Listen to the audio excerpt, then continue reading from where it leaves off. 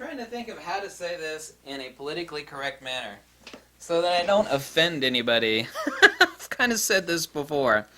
Now, if we take the most popular YouTube photography channels, okay, which is obviously not me, who cares?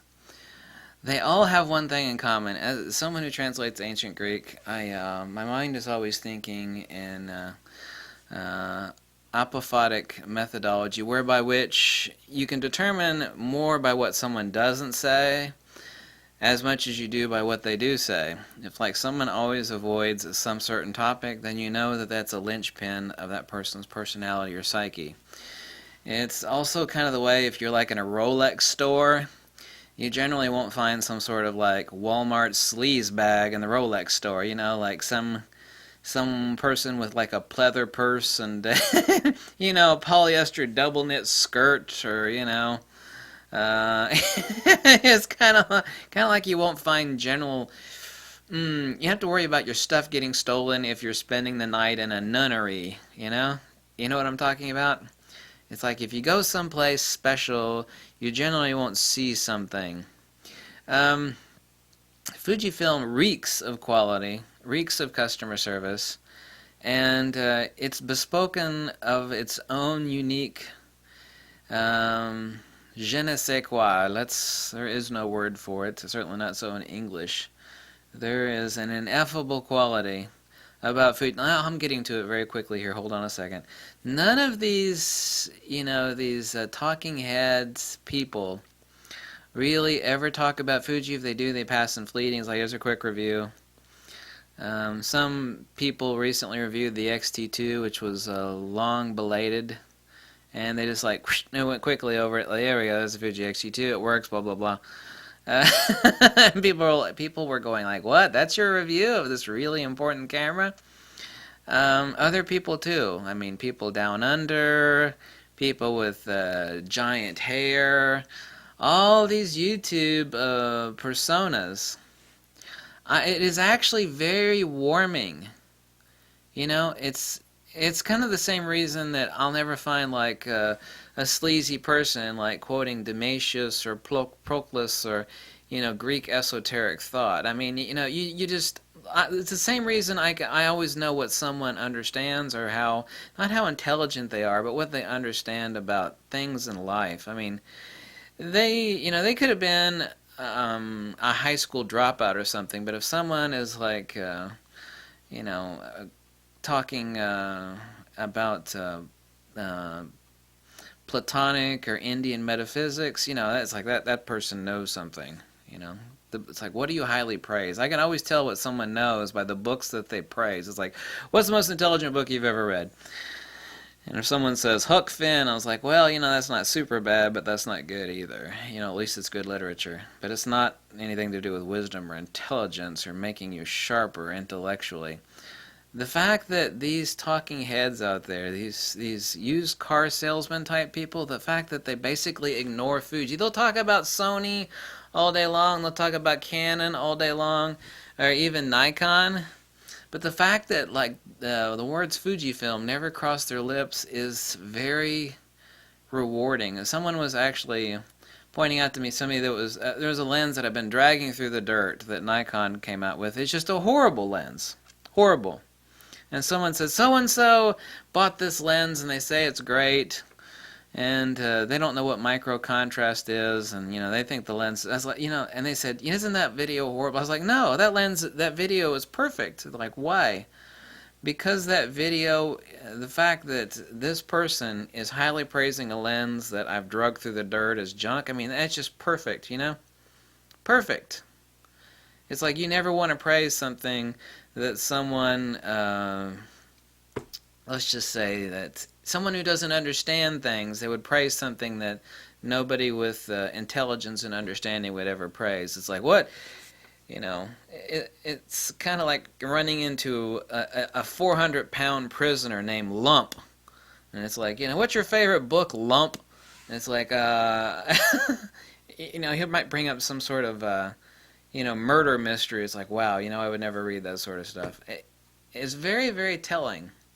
People need to use that in their lives more, because you're able to determine more by what someone doesn't say than by what they do. And the fact that these people never talk about Fuji, or basically never, they avoid it. It's like they're always driving down the Sony road, the Nikon road, or the Canon road. You know, either one, I don't care. I'm a big fan of the Nikon. I know quality. Nikon doesn't do everything perfect, for God's sakes, obviously so. Neither does Fuji. You know, never accusing Fuji of perfection. Certainly not absolute perfection, anyway. Not too far from it, however.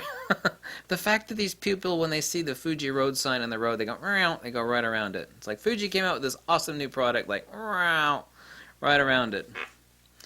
That is very telling.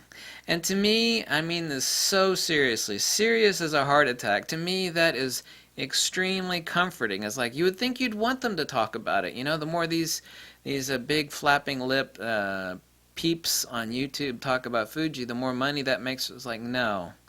I would actually be worried if these people were highly praiseworthy of Fuji. If they talked about it, it's like, wow, you know, Fuji's just turned my soul around. You know, this camera's made so well. It's so simplistic and intuitive, and the ergonomics. That would actually concern me. Because I don't mean that I have low regards for these people, but it's not very high either. And the fact that they don't really find favor with Fuji, it's like, just another camera brand. It's like, why do you never talk about it? They just came out with this amazing camera. It's just got batshit crazy autofocus, and you know, they make these incredible lenses that are made in Japan that are so well made. And the fact that they basically never discuss it is very good. You know, that's important, and you know, I don't think many of you realize that. And it's the same thing with someone highly praising a lens that's extremely popular on YouTube. But people are like, you know, this guy says the lens is great. I was like, that's good. It's like, what do you mean? That's exactly what I would expect, and all that does is prove my point even more. You know?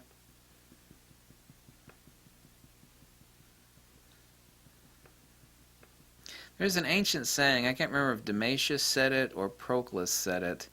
He said, I can't remember the exact quote.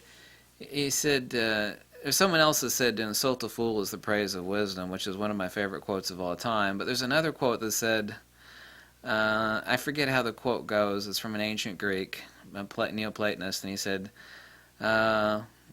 he was giving a speech one day in a crowd, and one of the town fools heartily clapped and agreed with him, and he said he said that it made him so depressed that he became suicidal because the town fool thought that his speech was the town idiot thought that his speech was very praiseworthy, and it depressed him so much because, you know, that's the last thing you want. You never want the approval of people of low intellectual capacity, shall we say. That's, you know, people like that should naturally, if you have wisdom and you say intelligent things, they should naturally despise you, or, you know, not cleave to the things that you know, that you have convictions in. I mean, that's a good thing. You have to get in the way of ancient Greeks and ancient Indians and how they thought. We don't think like that anymore. And that's very both funny but both very wise and intelligent. He said the town fool agreed with him, and he became very depressed and suicidal.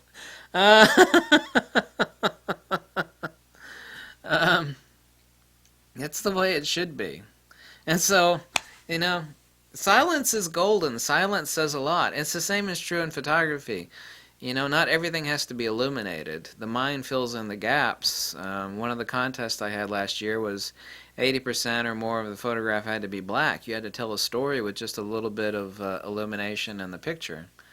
Absence speaks as much and sometimes stronger than presence. And when these people don't talk about Fuji, that speaks volumes. And it's not that they don't talk about Fuji. It is additionally so the people and the type of people that don't talk about Fuji, and that is a very, very good sign.